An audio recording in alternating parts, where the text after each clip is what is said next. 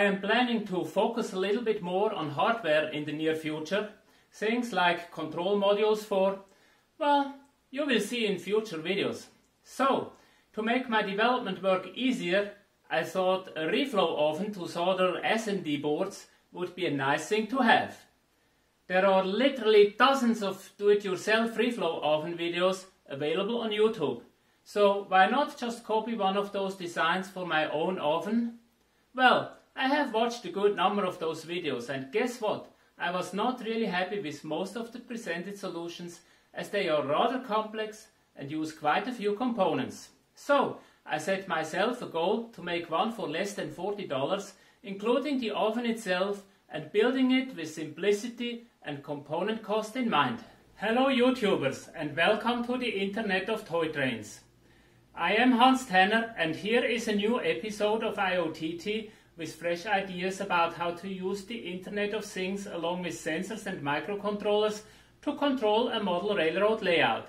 So, get on board! The train is leaving the station.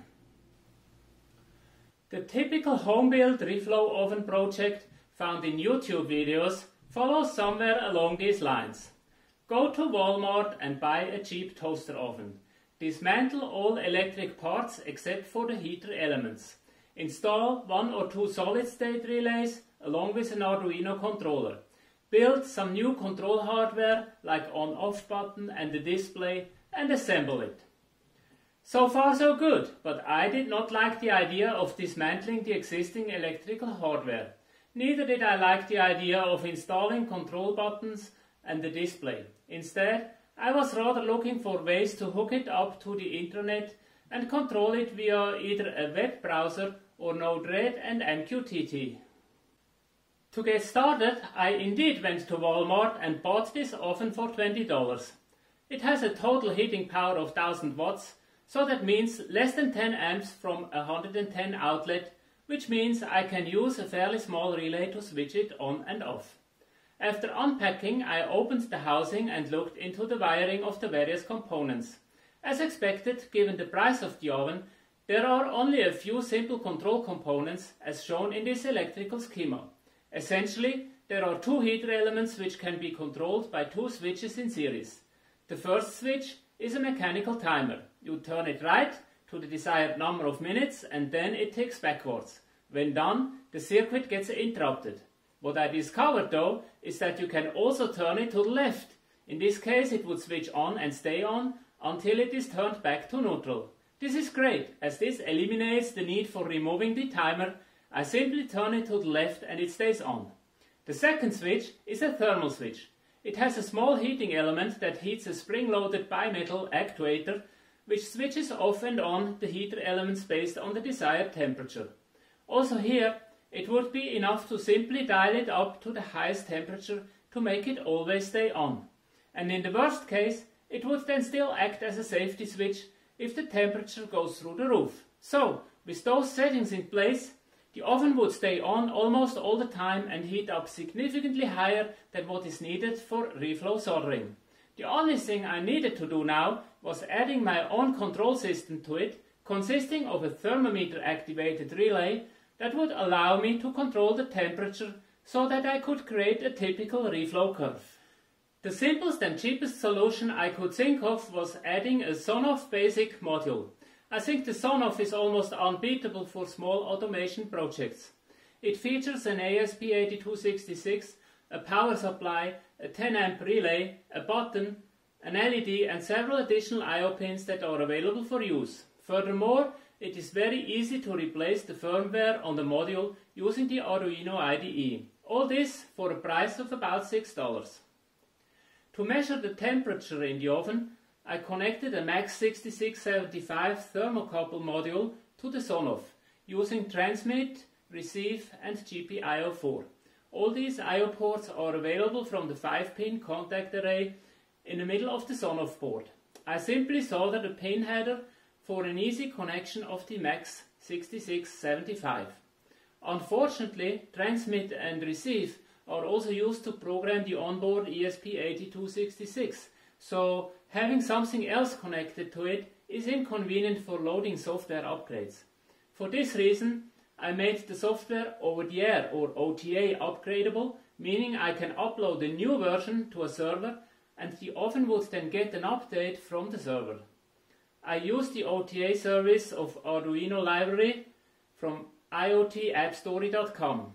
You will find a link below in the comment section. Now I was free to use the pins to connect the thermocouple module, so I installed everything and closed the housing, hoping I would never have to open it up again. Well, as it turned out, I had to wire program the Sonoff twice during software development due to errors in the software that would prevent it from getting new versions from the server. But other than that, OTA works really well. Besides that, I was also running into a communication problem as soon as the housing was completely closed with all screws tightened. The dampening effect of the metal case was so strong that the ESP8266 was no longer able to make contact to the router. I finally ended up making a small opening in the area where the ESP's antenna is to make sure the radio signal remains strong enough for a reliable connection. As mentioned before, the Sonoff module uses an ESP8266 controller, so it can be programmed using the Arduino IDE. The software consists of three main modules: PWM, PID and Profile Controller. The PWM or Pulse Width Modulation module takes a value from 0 to 100, representing the percentage of time the relay of the Sonoff will be switched on during a 5-second interval. For example, setting the PWM value to 20% would switch on the relay for 1 second, then switch it off for 4 seconds, then repeat the cycle. The next module is a PID controller. PID stands for Proportional, Integral and Derivative. It basically measures the current temperature, compares it to the desired temperature, and then calculates a new value for the PWM module. And finally, I added a flow curve controller that can be loaded with a temperature over time curve that is needed to reflow, and then takes the individual temperature points and loads it into the PID controller at the right moment in time. With this concept, it is now easily possible to implement 3 different modes of operations. In PWM mode, a PWM value can be sent to the oven and it will simply operate the heater elements based on the given value. In PID mode, a desired temperature can be sent to the oven and it will control the PWM module in a way that the oven temperature stays constant at the desired level. And in reflow mode, the user can select the reflow curve and the oven will then run a temperature curve that follows the reflow requirements. To make control easy, I made all these values and mode settings available via MQTT, so it is easy to control the oven from a mobile phone or computer using an MQTT broker and a data entry tool like, for example, Node-RED. I actually also implemented a web server on the device, so it is possible to control the oven via a set of web pages using JavaScript and Ajax components. However, at this point the web pages are not complete, so I do not further explain them, maybe in another video in the future. If you want to see the details of the code and the MQTT interface, you can download the Arduino code as well as the Node-RED components from my GitHub page. As always, I have added a direct link to it in the comments section below. Now that I was able to control the oven from Node-RED, it was time to have a closer look into the reflow soldering requirements. Reflow soldering essentially consists of 4 phases: preheat, soak, reflow and cooling. Each phase has specific requirements regarding temperature and limitations regarding temperature raise or fall rates that must be observed in order to not destroy the components. However, the acceptable tolerances in both temperature and time are relatively generous. The most critical element, it seems, is not to exceed specified temperature raise and fall rates, otherwise there is a risk that components can crack. Also, of course, the maximum temperature should not be exceeded by a lot, or some components will be destroyed. Therefore, I wanted to have a closer look at the temperature profile I can achieve with this cheap oven. To find out, I ran a series of temperature curves with a fixed PWM rate starting with 40% and then every 20% up to a full 100% heat up curve. Mainly, I was interested in knowing if the oven could exceed the maximum allowed raise rate of 3 degrees Celsius per second. As you see in the printout from the Node-RED user interface, it can't. The maximum rate that is achievable is about 1.7 degrees per second, so there is no need for power limitation. While at it, I also measured the fall rate with open and closed door. Also here, the maximum rate is not critical for the health of the components, so it is best to open the oven door immediately after finishing the reflow phase. Overall, these results suggest that it should be possible with no problems to run a reflow curve that meets the specifications. In the next step, I tried to simulate the curve using the oven in PID mode and manually set the various temperature levels. This resulted in a nice curve already close to the specifications, just somewhat too slow. But this test showed that the PID controller can control the oven temperature effectively and without too much overshooting. Next, I tested the functioning of the entire control stack. I selected one of the 2 programmed reflow curves and started it. The oven started to heat up immediately and followed the programmed curve quite nicely. Success! So, it was finally time to go for the real thing. I prepared a small PCB with just one operation amplifier component on it.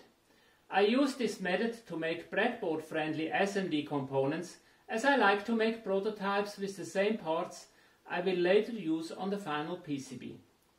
As the PCB was too small for the grid of the oven, I had to place it on a larger piece. In the meantime, I have replaced the grid by a full metal tray.